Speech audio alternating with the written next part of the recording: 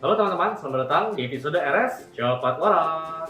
Pada episode kali ini, saya Dr. Aldo akan membahas isu yang lagi bikin banyak orang pusing, yaitu varian Omicron maksudnya.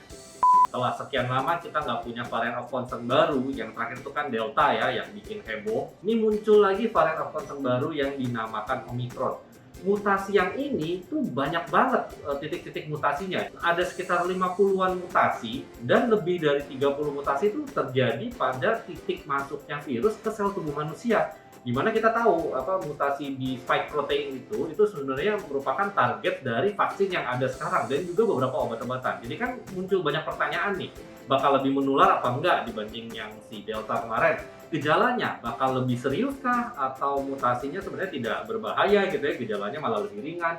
Yang sudah pernah kena sakit COVID masih bisa ketularan sama varian baru ini apa enggak? Yang sudah divaksin itu gimana kalau kena sama infeksi varian yang baru ini? Terus obat-obat yang selama ini kita pakai atau obat-obat baru yang sempat saya bahas di video sebelumnya itu apakah masih mempan sama varian Omicron ini?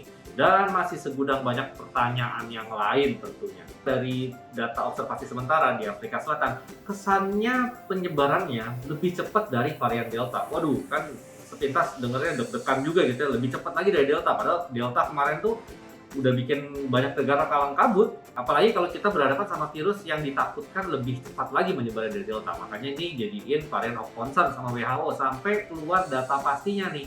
Bener kayak begitu atau ini hanya data observasi sementara.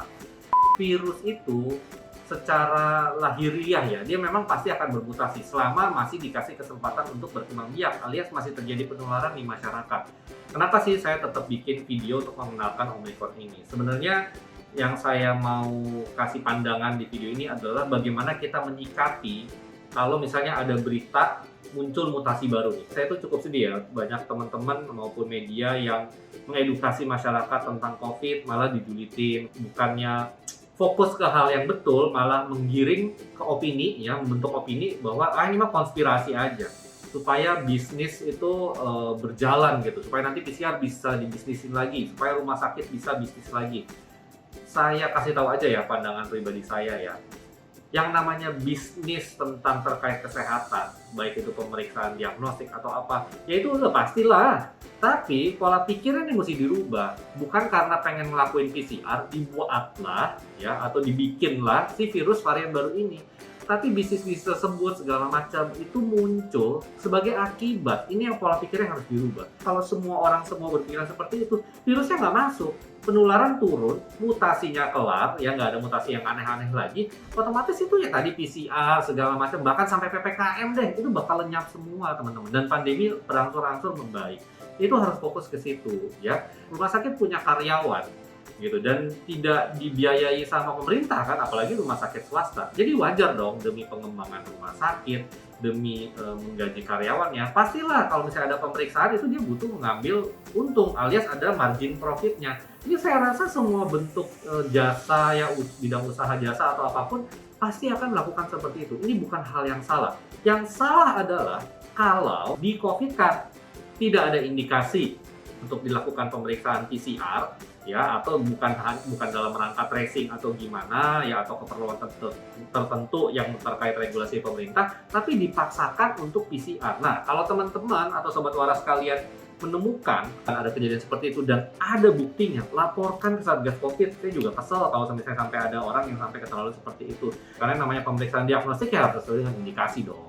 Itu ya, apalagi tentang membisniskan hal-hal ya seolah-olah di atas penderitaan orang lain, udah pandemi kok malah bisnisin. Ya lihat aja dari awal pandemi di Indonesia, hoaxnya minta ampun ya kan.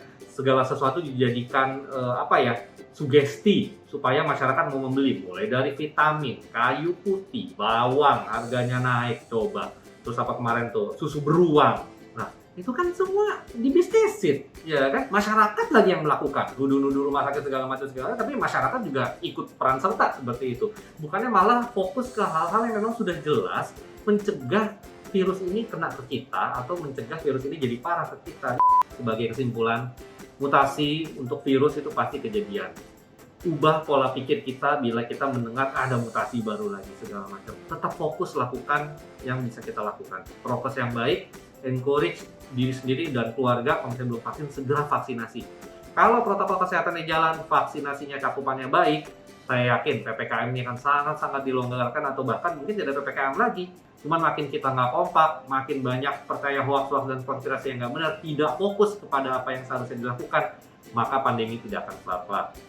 Saya Dr. Aldo undur diri, silahkan like bila suka dengan opini dan curhatan saya kali ini. Silahkan dislike kalau masih denial terus-terusan. Saya cuma bisa berdoa semoga Anda aman-aman sekeluarga. Dan sampai jumpa di episode Cepat Waras berikutnya. Bye-bye.